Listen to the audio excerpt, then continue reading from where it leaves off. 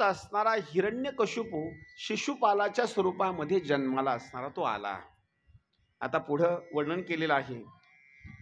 बाल्लिक म्हणायचा असणारा जो काही राजा आहे किंवा सल्लाद जो असणारा प्रल्हादाचा भाऊ आहे, तो बाल्लिक देशाचा असणारा राजा शल्य म्हणून असणारा जन्माला आला। प्रल्हादाचा आणखी एक असणारा भाऊ आहे अनुल्लाद, हा सुद्धा द्वापार युगामध्ये धृष्टकेतू म्हणून असणारा जन्माला आला।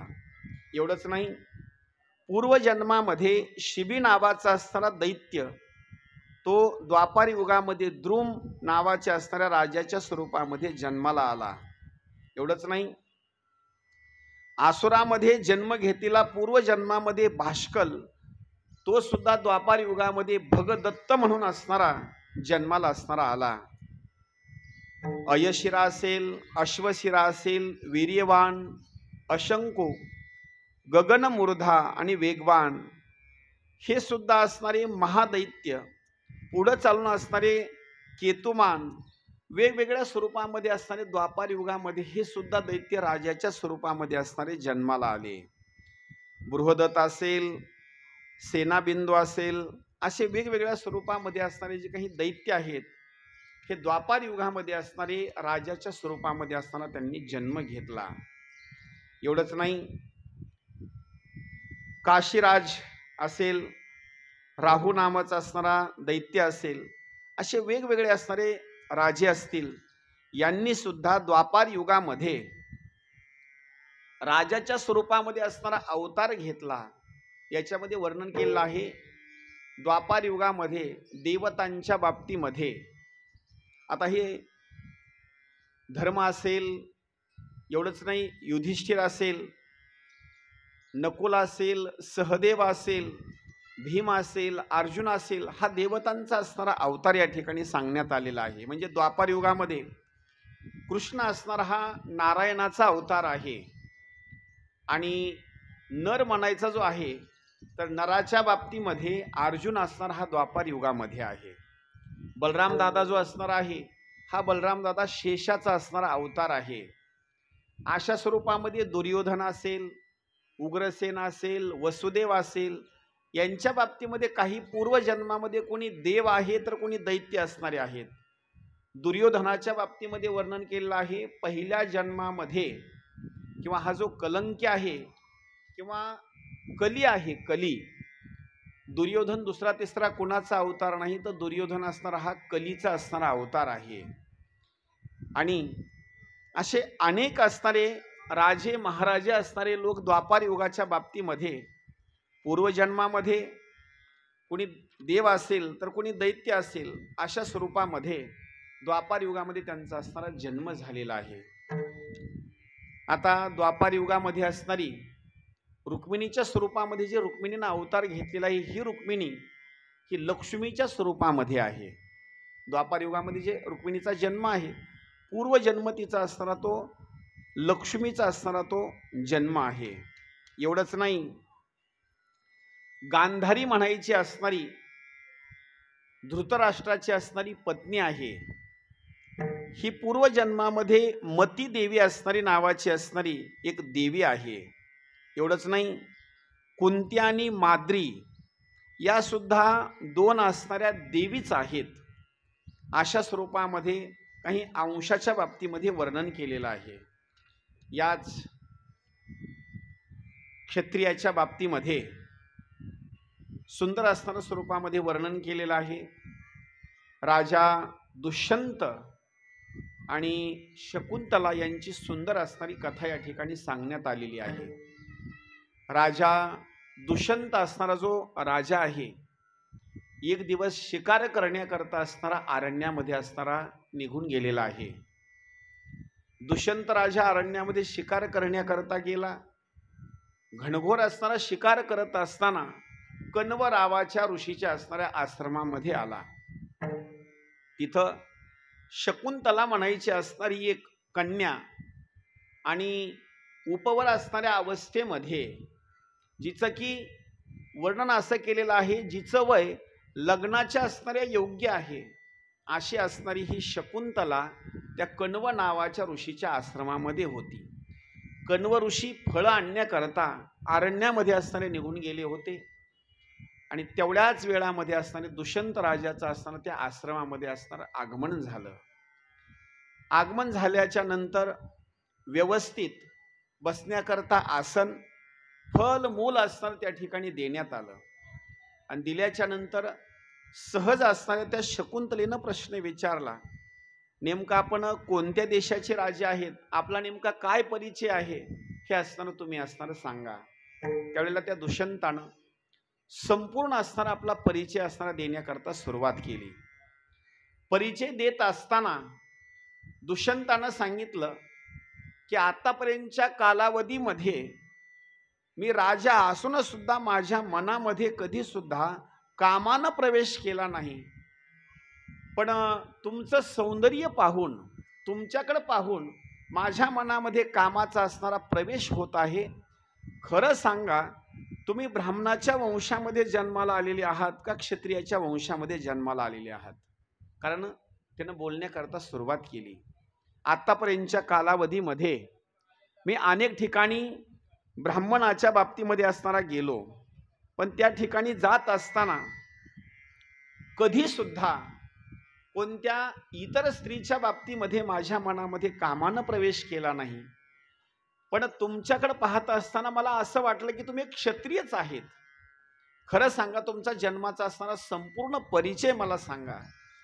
आणि माझी एक विनंती अशी आहे की कण्व नावाचे असणारे जे ऋषी आहेत ते ब्रह्मचारी आहेत आणि ब्रह्मचर्य असून सुद्धा त्यांच्या पोटी तुमचा जन्म कसा काय झाला याची असणारी कथा सांगा. त्यावेळेस त्या शकुंतलेनं सुंदर असणारा आपल्या जन्माचा इतिहास सांगण्याकरता सुरुवात केली. राजन, माझे असणारे जे या ठिकाणी जे वडील आहेत का नाही, ज्यांना मी वडील मानते, त्यांचं नाव आहे कण्व.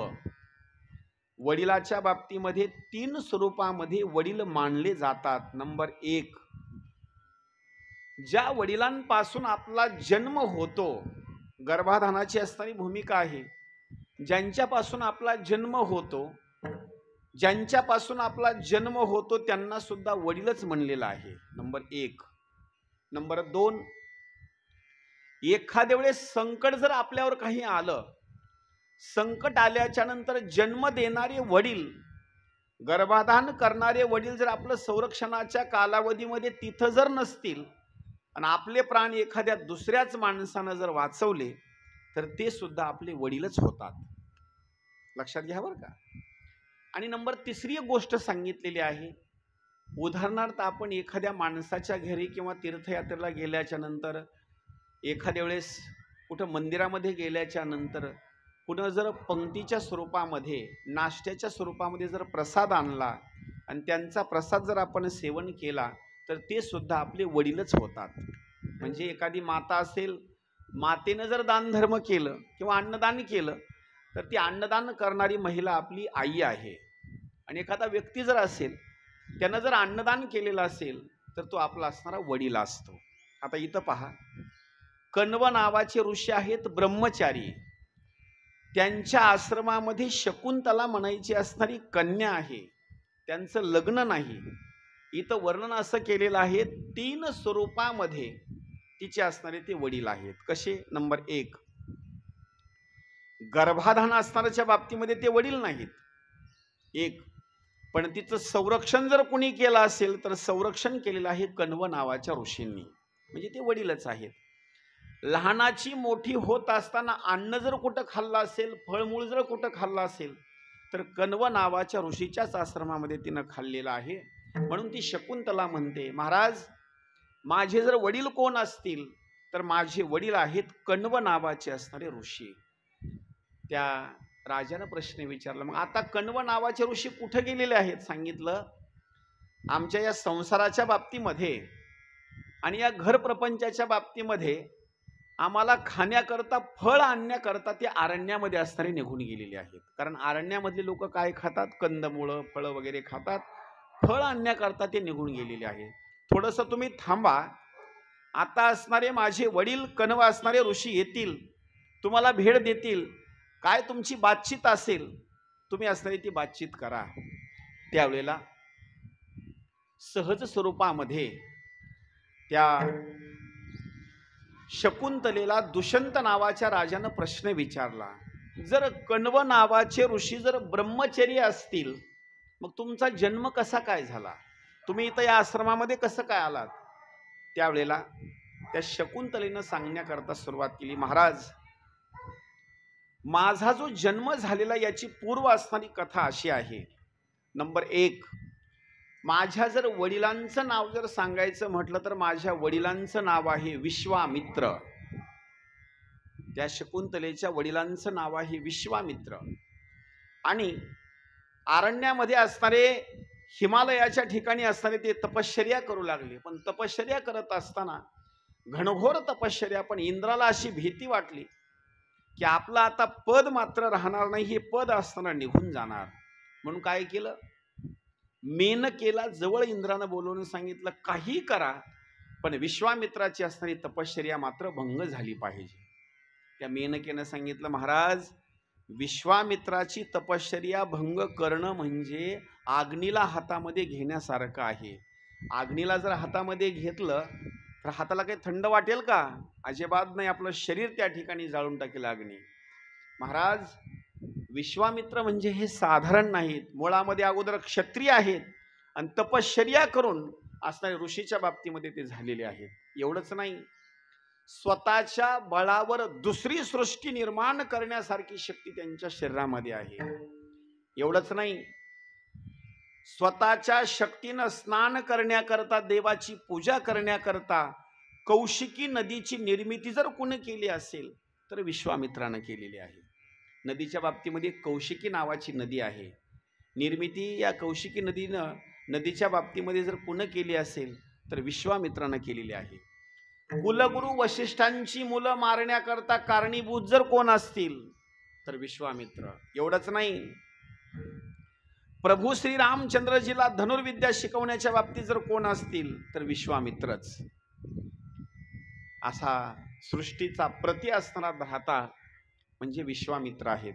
महाराज एक मी विनंती तुम्हाला करते, मला मात्र त्यांच्याकडे पाठवू नका. पण शेवटी इंद्रानं सांगितलं, मेनका हे कार्य मात्र तुला करावंच लागेल. त्यावेळेला मेनकेनं सांगितलं, हे कार्य करील पण माझ्या एकटीच्यानं हे कार्य होणार नाही, मला सहकार्य करण्याकरता आणखी 2 व्यक्तीची मात्र मला गरज आहे. नंबर 1, तिथं वसंत असेल, कामदेव असेल किंवा हवेच्या बाबतीमध्ये वायुदेव असेल, यांचं सुद्धा असताना मला सहकार्य मात्र त्या ठिकाणी पाहिजे. सांगितलं काही हरकत नाही, तुम्ही सहकार्याच्या बाबतीमध्ये यांना सुद्धा असणारं सोबत घेऊन जा. जिथं विश्वामित्र तपश्चर्या करू लागले तिथं सुंदर असणारं वातावरण निर्माण केलं. हे कामदेवाची असणारी लीला आहे. सुंदर वातावरण निर्माण केलं, जसा बगीचा असतो का नाही अशा स्वरूपामध्ये सुंदर वातावरण निर्माण केलं. हवा असणारी सुटली आणि मेनकेनं आपल्या अंगावर वस्त्राचा जो असणारा भाग परिधान केलेला आहे, सुंदर स्वरूपामध्ये वस्त्र असणारे परिधान केलेले आहेत. हवा सुटली ना, हवा सुटल्याच्या नंतर थोडेसे अंगावरचं असणारं जे काही वस्त्र आहे थोडं असताना हवेच्या बाबतीमध्ये असणारं ओढू लागलं.